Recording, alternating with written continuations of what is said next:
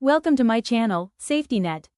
For the longest time, we've all kind of bought into this idea that workplace safety is, well, a necessary evil, right? Just a bunch of boxes to tick that cost time and money. But what if that whole idea is just completely wrong? Today, we're going to flip that script. We're going to look at safety not as a burden, but as the secret ingredient, the hidden engine that actually drives peak performance and efficiency. So it always comes down to this classic question, doesn't it? Safety or speed? Do you really have to choose? I mean, the common wisdom is that to be fast, you gotta cut corners on safety. And to be safe, well, everything just grinds to a halt. We are going to absolutely challenge that idea head on. Because what you'll find is that the safest teams, they're almost always the most productive ones too. All right, so let's really break down this shift in thinking.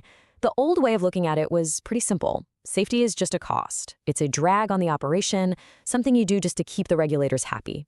But the modern view, it's a completely different ballgame. Now we see safety as an investment that actually prevents super costly downtime. It's not just about checking a box for compliance anymore. It's a core driver of productivity. It's a total game changer, really. So how does this actually work in the real world? Well, let's get into what's called the safety productivity flywheel. Think of it like a self-reinforcing cycle. The more you put into one side, the faster the other side spins. It's all about how one fuels the other. Okay, so where does this flywheel get its first push? Well, it all starts right here with the most obvious thing. When you have a strong safety program, you just have fewer accidents and injuries, plain and simple. Fewer incidents, fewer close calls, that's the foundation. And what does that mean for the business? It means less unplanned downtime, less disruption. I mean, think about it for a second. Every single time an accident happens, what happens to the work? It stops. Cold. You've got investigations, paperwork. The whole team gets thrown off. So by preventing those accidents in the first place, you keep things moving, you keep projects on schedule, and you get rid of all those nasty, costly delays. But it's not just about the workflow or the schedule. This is where the human element comes in. And honestly, it's just as important. When people feel safe, when they genuinely believe their well-being is a top priority, well, their morale just skyrockets. They feel valued, they trust their employer more, and that builds some serious loyalty. And here's where the flywheel really picks up speed and completes the loop. That awesome morale, it turns directly into higher motivation and higher productivity. I mean, it makes sense, right? Happy, motivated people are more focused, they're more engaged in their work, and they just contribute more effectively. And that increased productivity, well, it frees up resources to invest even more in safety, which just makes that flywheel spin faster and faster. This quote here really just nails it, doesn't it? It ties this whole idea together perfectly. The words that jump out to me are mitigating downtime and fostering a culture of trust. See, it's not a one-way street. Safety isn't just about protecting people, which is obviously super important. It's also amazing for the bottom line. It builds that foundation of trust you need for a truly high-performing team. Okay, so we've talked a lot about the why safety is so critical for productivity. Now let's get into the what. Let's talk about the tools.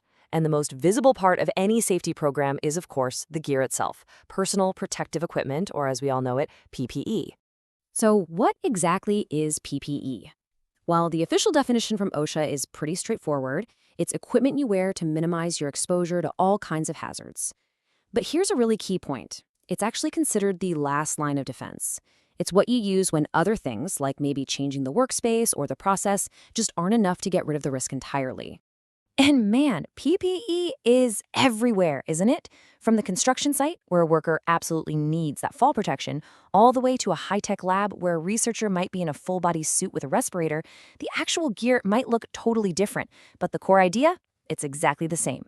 Create a physical barrier between the person and the hazard. And the range of protection is huge. It's really designed to cover you from head to toe. We're talking about head protection for falling objects, obviously, eye and face protection from sparks or splashes, hearing protection, gear for your hands, your body, your feet, even fall protection, the whole shebang. But, and this is a really, really crucial point, it is not enough to just wear any old PPE. You absolutely have to have the right PPE for the specific job. Let's take hard hats as a perfect example. A Class C hard hat, great for bumps, but it gives you zero protection from electricity. A Class B hat, on the other hand, can protect you from a massive shock, up to 20,000 volts.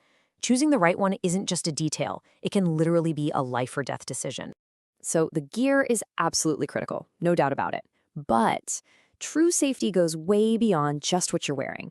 It's really about building a safety mindset, a culture of awareness that can protect you even when the danger isn't something you can see. In fact, a leading cause of injuries at work is something surprisingly simple: a loss of situational awareness. Basically, not paying attention to what's going on around you. You know how it is, right? We get into a routine, we go on autopilot, especially with tasks we do every day, and we just stop looking. We stop actively scanning for potential dangers. So, how do we fight that autopilot mode? Well, there's a really simple but super powerful tool called the SLAM technique. It's an acronym, SLAM, and it stands for Stop, Look, Assess, and Manage. The idea is, before you jump into any task, you just stop. Engage your brain first. Then you look around. You actively observe your workspace for any hazards. Next, you assess the situation. What could happen? And finally, you manage the risk. You put controls in place before you even start. It's like a quick mental checklist to keep you sharp and safe. And building this kind of culture, this mindset of awareness, it's a two-way street. It's a shared responsibility. On one hand, employers absolutely have to do their part. They need to assess the hazards, provide the right PPE at no cost, and make sure everyone is trained on how to use it. But it doesn't stop there. Employees have a huge role to play too. You've got to wear the PPE correctly, take care of it, and, this is a big one, speak up when something needs to be fixed or replaced. And that idea of speaking up, it is so fundamentally important that it's actually protected by law. And that brings us to our final and maybe most empowering section, understanding your rights and the protections you have when you raise your voice about safety. The official term for someone who reports unsafe or illegal conditions at work is a whistleblower. And while that word can sometimes sound intimidating, it's an incredibly powerful role. So powerful, in fact, that there are specific legal protections in place for anyone who steps up.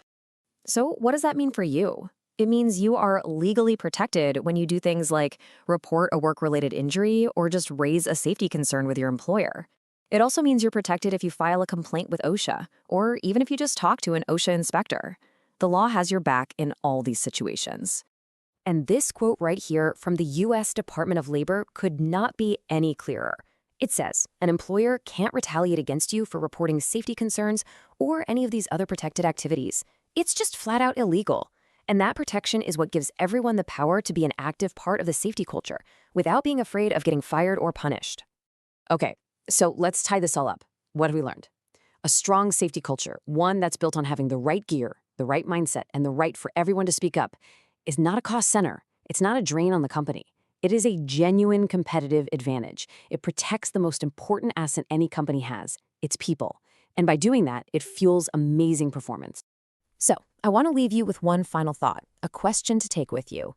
It doesn't matter if you're leading the team or you're part of the crew, what is one small thing, one practical step that you can take this week to help build a stronger, safer, and ultimately more productive culture where you work?